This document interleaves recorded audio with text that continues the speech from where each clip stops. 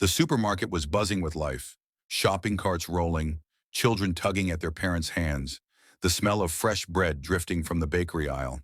It seemed like just another ordinary day. But in the middle of the checkout line, something extraordinary was about to happen. "Sir, I'm sorry. Your card's been declined."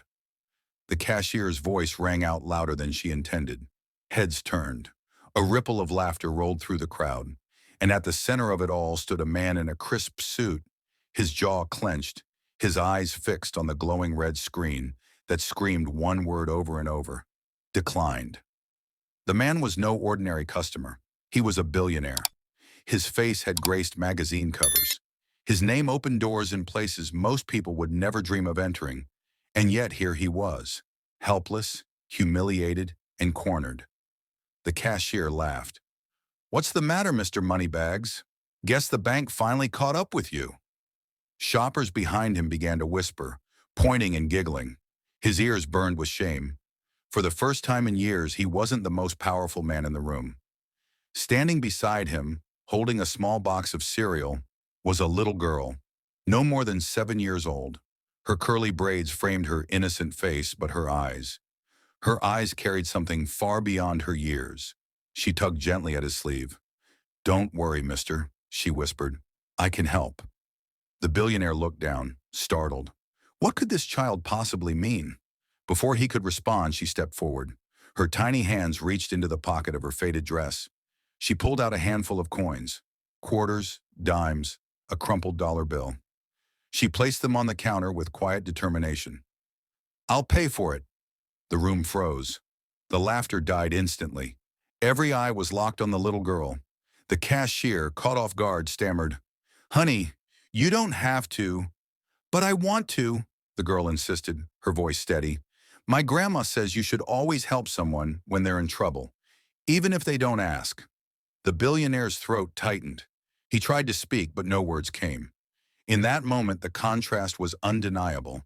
A man who had everything but compassion, and a child who had almost nothing, but a heart overflowing with it. The cashier's mocking smirk faded. The onlookers lowered their heads in shame. No one laughed now. Slowly, the billionaire knelt down to her level. His eyes glistened with something he hadn't felt in years: gratitude. "Why would you do this for me?" he asked softly. The little girl smiled. "Because once, someone helped me, and I promised I'd do the same." Her words struck him like lightning. Memories flooded back. His own childhood, the days when he and his mother barely scraped by. The stranger who once paid for their groceries when his mother's wallet came up short. Somewhere along the way, in the race for wealth and status, he had buried that memory.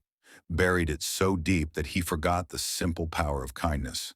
But here it was again, alive, breathing, staring back at him through the eyes of a child. The billionaire stood slowly, his posture different now. The arrogance, the pride, the invisible armor he wore every day. It all seemed to crumble. He reached into his wallet, pulled out a thick wad of cash, and placed it gently in the girl's hands. "Keep this," he said, "not because I need you to pay for me, but because you've reminded me what's truly valuable. Promise me you'll never lose that kindness." The little girl's eyes widened.